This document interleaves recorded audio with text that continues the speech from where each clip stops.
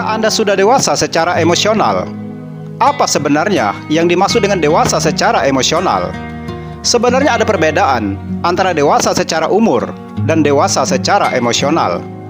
Anda bisa saja memiliki tinggi badan lebih dari 6 kaki, tetapi belum tentu Anda dewasa secara emosional. Ketika seseorang dewasa secara emosional, mereka dapat mengendalikan emosi mereka hampir dalam setiap keadaan. Orang dengan kedewasaan emosional memiliki empati untuk orang lain dan sering tahu bagaimana untuk meredakan konflik yang terjadi jika perlu. Orang yang sudah dewasa secara emosional adalah orang yang layak Anda mintai pendapat ketika Anda sedang berada dalam masalah sulit di mana Anda belum menemukan solusinya. Berikut adalah 8 cara untuk menguasai emosi negatif sehingga menjadi lebih dewasa secara emosional dan pikiran. Cara pertama, kenali emosi Anda. Bagaimana kita bisa mengendalikan emosi kita jika kita tidak mengerti mereka terlebih dahulu? Sepintas tampak bodoh bahwa Anda harus mengidentifikasi emosi Anda. Sebelum Anda masuk ke dalam perdebatan yang panas atau mulai bersin tak terkendali, tahukah Anda apa yang membawa Anda ke sana?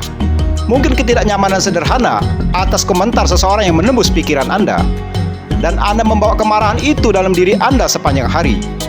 Jika Anda dapat mengakui bagaimana Anda merasa, Anda dapat mulai memahami mengapa dan menemukan solusi sendiri. Cobalah untuk melacak emosi Anda dengan membuat catatan, lalu tambahkan catatan itu setiap hari. Ketika Anda merasa marah, frustasi, sedih, atau merasa hampa, kemudian pikirkan mengapa Anda memiliki perasaan itu. Mengetahui mengapa Anda merasakan hal-hal ini dapat membantu Anda mengendalikannya. Misalnya, jika Anda tahu bahwa Anda menjadi marah pada saudara Anda karena mereka makan makanan donat yang Anda simpan, alangkah baiknya sebelum Anda mengungkapkan kemarahan Anda, coba luangkan waktu untuk menyadari bahwa sebenarnya Anda hanya marah kepada makanan donat tersebut. Jika Anda tidak terlebih dahulu mengidentifikasi mengapa Anda tiba-tiba menjadi marah, Anda akan menyesal, dan kekesalan dapat berubah menjadi kemarahan sampai akhir hari. Sekarang kenali kemarahan Anda dan mencoba mengakuinya akan mengingatkan diri Anda bahwa perasaan Anda benar, tetapi Anda tidak harus bertindak atas perasaan itu. Cara kedua, mengambil tanggung jawab. Pernahkah Anda berbohong tentang sesuatu hanya untuk menghindari harus menerima bahwa Anda salah? Meskipun menghadapi realitas kadang-kadang bisa sulit, menerima tanggung jawab atas tindakan kita daripada mengabaikannya menunjukkan kedewasaan emosional yang lebih besar.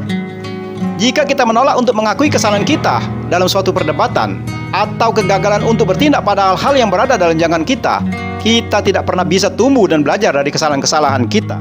Anda bisa belajar dan tumbuh dari kesalahan Anda, menyadari diri Anda bertanggung jawab, mengakui bahwa Anda salah, dan belajar dari kesalahan Anda menunjukkan bahwa Anda sudah dewasa secara emosional. Jika di kemudian hari nanti Anda berada dalam situasi yang sama, Anda tidak akan membuat kesalahan yang sama 2 kali, sehingga Anda tidak akan mengulangi kesalahan yang sama di kemudian hari. Cara ketiga, mencari mentor atau panutan. Cobalah menggunakan seseorang yang Anda hormati sebagai panutan. Jika Anda berjuang dengan seberapa cepat Anda bereaksi negatif dalam situasi stres, jika seseorang yang Anda kagumi berperilaku secara emosional bertanggung jawab dan konstruktif di bawah keadaan yang sulit, itu fantastis untuk menggunakannya sebagai model atau panutan. Anda bisa belajar dan mencoba memahami bagaimana mereka mengelola keadaan sedemikian efektif. Mungkin Anda menghormati etika kerja mereka yang kuat. Lihat bagaimana mereka menghadapi kritik, sehingga pada suatu saat Anda menemukan diri Anda dalam situasi yang sulit, Anda dapat dengan tenang dan lancar melewatinya. Cara keempat, buat catatan ketika Anda mengalami pikiran negatif atau cenderung meragukan diri sendiri. Sangat penting bagi kesehatan mental Anda bahwa Anda bekerja dengan pikiran positif dibandingkan dengan pikiran negatif. Ketika Anda terus-menerus mengkritik kekurangan Anda, sementara Anda mungkin berpikir, "Oh, itu hanya satu pikiran negatif, bukanlah masalah besar." Jika komentar negatif yang Anda buat untuk diri sendiri dan sudah menumpuk, maka segera Anda tinggalkan. Karena pola pikir seperti ini bisa menuntun Anda datang ke apa yang Anda pikirkan. Proses pemikiran ini biasanya otomatis dan menjadi kebiasaan. Jurnal pemikiran adalah alat yang berguna untuk berlatih rekonstruksi kognitif yang dapat membantu kita berpikir lebih positif. Kita tidak ingin berpikir buruk tentang diri kita sendiri atau orang lain, tetapi negativitas dapat menyelinap ke otak kita. Tuliskan emosi harian Anda, termasuk pikiran liar Anda, kekhawatiran Anda, dan apakah situasi itu layak atau tidak. Anda juga harus mempertimbangkan perspektif lain. Ketika kita melihat di hari kita dan melihat gagasan yang sama mengambil hari-hari kita berulang kali, bahkan jika ketakutan kita mungkin dibenarkan, ketika kita memahami bahwa mereka benar-benar tidak layak dikhawatirkan, kita dapat mulai bergerak dan datang dengan alternatif yang dapat dilakukan untuk mengatasi ketegangan dalam pikiran negatif kita. Dengan menulis pikiran positif di samping yang negatif, kita selalu dapat menyeimbangkan itu. Cara kelima, mengembangkan pikiran yang terbuka. Meskipun kita mungkin memiliki pendapat yang kuat tentang topik tertentu, tidak ada salahnya untuk secara aktif mendengarkan sudut pandang yang berlawanan dari orang lain. Orang-orang yang dewasa secara emosional memahami bahwa mereka tidak memiliki semua jawaban. Untuk alasan ini, yang terbaik adalah membuka otak kita untuk perspektif yang berbeda di luar kita sendiri. Lebih baik kita tidak segera mengutuk seseorang atau sesuatu jika kita ingin belajar untuk menjadi terbuka, bahkan dengan hal-hal kecil, daripada mempertimbangkan bagaimana kita dapat meyakinkan mereka bahwa mereka salah. Kita memberikan diri kita kesempatan untuk menjelajahi hal-hal baru, sehingga kita dapat menikmati buku-buku atau film yang mungkin tidak kita yakini sebelumnya sesuai dengan selera kita. Cobalah resep baru. Tetapi yang paling penting, dengarkan orang lain. Kita mungkin belajar sesuatu dari sudut pandang mereka dan menemukan bahwa kita salah. Kita masih bisa sampai pada kesimpulan kita sendiri, tetapi hanya setelah kita telah mendengarkan keyakinan atau argumen orang lain dengan pikiran yang terbuka. Bahkan jika kita tidak setuju, kita mungkin memahami orang lain sedikit lebih baik, dan itu bisa kuat.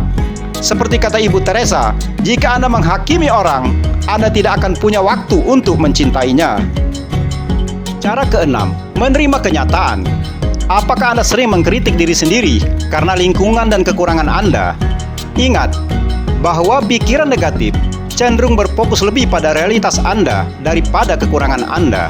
Ini adalah hidup Anda. Terima mereka dan cintai mereka. Temukan metode untuk berdamai dengan tantangan Anda daripada mengabaikannya. Jika Anda bisa, cobalah untuk mengubahnya. Jika tidak, terima diri Anda seperti Anda berjuang untuk hal-hal yang akan membuat Anda bahagia. Menerima kenyataan ini akan membawa kedamaian dalam pikiran Anda. Di samping hal ini dibutuhkan untuk kemajuan hidup Anda. Perdamaian bisa dimulai dengan senyuman. Cara ketujuh, ambil napas dan bersabarlah. Pernahkah Anda terlibat dalam perdebatan yang panas dan mengatakan sesuatu yang tidak Anda maksudkan dan kemudian menyesal? Ini mungkin karena kita berbicara tanpa berpikir ketika kita marah. Namun jika kita mengambil momen untuk istirahat dan merenungkan, kita dapat mulai mengatakan apa yang sebenarnya kita maksudkan. Dengan hanya mengekspresikan bagaimana kita merasa dan mengapa, kita dapat mengubah situasi dengan membuat orang lain dan diri kita sendiri menyadari perasaan kita sendiri. Cara kedelapan, hindari memikirkan masa lalu. Terlalu larut dengan memikirkan masalah kita di masa lalu bisa membuat kita sedih dan terluka. Meskipun kita dapat belajar dari masa lalu dan membuat keputusan untuk masa depan, kita harus belajar untuk hidup di masa sekarang. Jika saat ini kita mulai belajar untuk membuat keputusan dengan sadar, kemungkinan untuk bereaksi negatif atau jatuh kembali ke kebiasaan lama akan berkurang. Kehadiran kita di masa kini harusnya menjadikan kita kuat, karena saat ini adalah satu-satunya waktu bagi kita untuk bisa bertindak, membuat keputusan, atau bersenang-senang. Jika kita tidak dapat mengubah masa lalu dan juga tidak bisa melompat ke masa depan, jadi mengapa membuang-buang waktu berharga yang kita miliki dengan mengkhawatirkan tentang masa lalu dan masa depan? Sementara kehidupan sebenarnya yang sedang terjadi adalah sekarang. Ingat, hari kemarin itu telah pergi, sementara hari besok belum datang, dan sekarang kita hanya memiliki hari ini.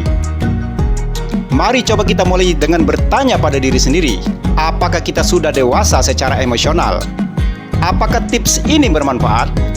Silakan tulis pendapat Anda di kolom komentar. Juga jangan lupa untuk menekan tombol like dan subscribe bagi yang belum subscribe, agar bisa mendapatkan informasi dan motivasi yang bermanfaat dari video kami berikutnya. Jika Anda merasa video ini bermanfaat, silakan bagikan ke teman-teman atau komunitas Anda. Siapa tahu ada yang membutuhkan. Seperti biasa, terima kasih telah menonton. Semoga kebaikan selalu ada bersama kita. Amin.